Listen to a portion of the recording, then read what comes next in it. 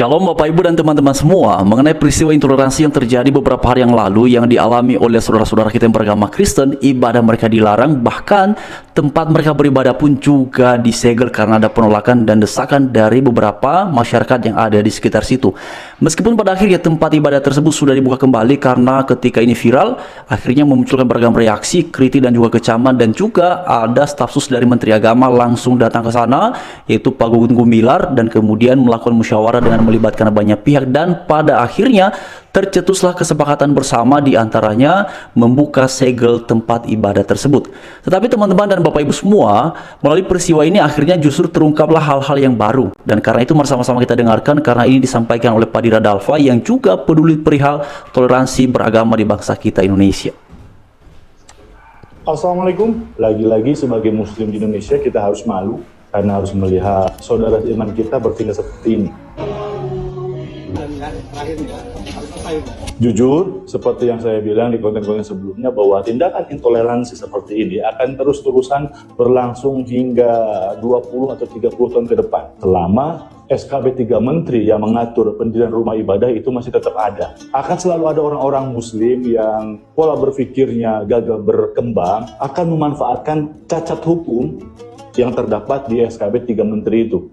Ini akan selalu dijadikan alibi bagi orang-orang yang intoleran. Teruntuk umat Kristen di Tangerang yang yayasannya disegel oleh Satpol PP, saya sarankan antum melakukan counter attack.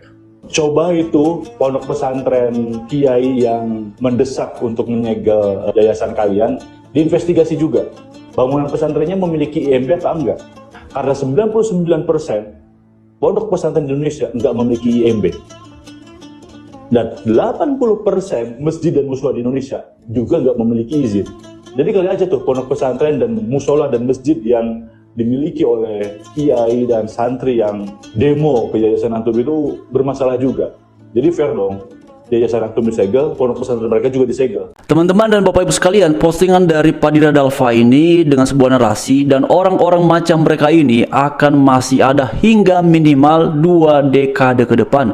Ini postingannya sudah disukai lebih dari 5.000 pengguna media sosial dengan berbagai macam komentar, dan pada dasarnya komentarnya itu sepakat dan setuju dengan narasi yang disampaikan oleh beliau.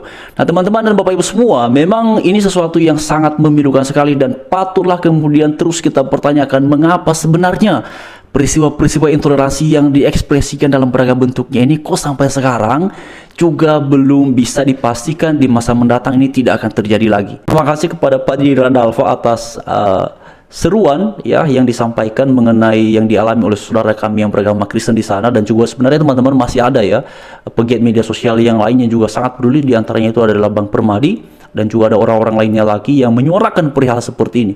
Karena pada akhirnya kita menjadi tahu bahwa ternyata sebenarnya orang-orang yang ada di bangsa kita Indonesia ini mayoritasnya itu adalah toleran. Hanya sebagian orang saja, sebagian kelompok saja yang memang tidak toleran, atau kelompok-kelompok intoleran yang tidak senang bila mana pihak ataupun kelompok-kelompok yang tidak sama dengan mereka, yang berbeda agama dengan mereka, itu sepertinya kalau melaksanakan kegiatan peribadatan merisaukan hati mereka. Seperti yang terjadi pada beberapa hari yang lalu, kan ada itu satu orang pria itu yang kemudian menggunakan peci berwarna hitam. Beliau menyampaikan bahwa mereka memancing ya, atau kami ya, atau beliau ini merasa dipancing emosinya.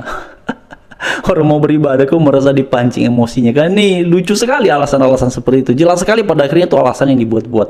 Nah mengenai penjelasan yang tadi disampaikan oleh Pak Dira Dalfa, coba katanya melakukan juga inspeksi ya, karena mereka menuntut perihal perizinan. Coba juga ditanya tempat mereka sendiri ada izinnya nggak, ada IMB-nya nggak tuh. Nah tapi teman-teman, kalau usul seperti ini diterapkan, ini kisah dan ceritanya akan sangat panjang dan tentu saja sangatlah berbeda. Kalau ada tempat ibadah yang beragama Kristen tidak ada izinnya, tidak ada IMB-nya, ataupun bahkan dalam proses ini ya diurus, itu ceritanya akan beda. Kalau kemudian yang dipertanyakan itu adalah mengenai tempat ibadah mereka ada nggak izinnya, ada nggak IMB-nya, kisahnya akan beda Bapak Ibu ya. Kisahnya akan beda, ceritanya tidak akan sama. Oleh karena itu mengenai usul yang disampaikan oleh Pak Dira Dalfa ini ya, cobalah teman-teman pikirkan ya, ini usulnya apakah bisa diterima atau tidak. Tapi bagi saya secara pribadi itu usul yang ya yang bisa saja disampaikan oleh beliau, tapi mengenai realisasinya itu akan sangat beda sekali ceritanya. Tapi poinnya sebenarnya adalah bagi saya secara pribadi, ada tidaknya tempat ibadah ya berkaitan dengan perizinan ini ya, suatu tempat ibadah itu ada izinnya ataupun tidak, bagi saya secara pribadi ya itu kan bisa diurus ya. Karena itulah perlulah negara hadir untuk memastikan bahwa tiap-tiap warga negara agama apapun dia haruslah dimudahkan untuk menggunakan haknya ya, manakala melaksanakan kegiatan keagamaan yang dianutnya. Ini harus dipermudah. Karena itu kita mengharapkan ada regulasi yang kemudian mengatur, ada aturan yang kemudian menata supaya tidak lagi ada orang-orang, ada kelompok-kelompok yang memanfaatkan celah-celah tertentu ataupun cacat-cacat hukum tertentu seperti yang tadi disampaikan oleh Pak Dira Dalfa untuk melakukan ya aksi-aksinya melarang orang lain untuk beribadah. Meskipun sebenarnya mereka-mereka yang menyerukan perihal izin tentang tempat ibadah Kristen ya, kemudian mempertanyakan perihal izin tempat ibadah Kristen, belum tentu juga sebenarnya apakah benar mereka sendiri tak ada aturan yang mereka serukan itu, apakah benar tempat ibadah mereka sendiri yang mereka miliki sendiri ada enggak juga izinnya itu, kan kita nggak tahu Bapak Ibu semua. Oleh karena itu seperti yang bahkan tadi disampaikan ya, ternyata sekian persen, banyak sekali ya, itu nggak ada izinnya katanya, itu nggak ada IMB-nya. Berarti kemungkinan terbesarnya kan banyak tempat ibadah yang kemudian tidak ada IMB-nya, tidak ada izinnya Bapak Ibu sekalian. Tapi sebagai seorang Kristen yang kewarganegaraan saya adalah Indonesia, apakah kemudian menyerukan untuk itu juga ditutup? Bagi saya secara pribadi, untuk apa? Karena ada jalan keluarnya. Ya, diuruslah izinnya, dipermudahlah prosesnya. Kan sesederhana itu. Oleh karena itu, alangkah baiknya sebenarnya kalau hal beragama ini ya oleh negara itu harus ya merancang, membuat regulasi yang kemudian mempermudah ketika kita agama apapun, jumlahnya banyak ataupun sedikit, itu bisa nyaman, bisa aman ketika melaksanakan kegiatan peribadatan. Tidak seperti yang sudah terjadi beberapa waktu belakangan ini ya. Coba kita lihat Bapak Ibu sekalian, pelarangan ibadah di mana-mana yang terjadi beberapa hari lalu ini hanya salah satu peristiwa saja dari sekian banyak peristiwa. Ini hanya salah satu. Coba kita lihat Bapak Ibu, ini sudah kita memasuki bulan April ya, di tahun 2026 ini. Berapa peristiwa intoleransi yang terjadi? Sudah belasan Bapak Ibu. Sudah banyak sekali.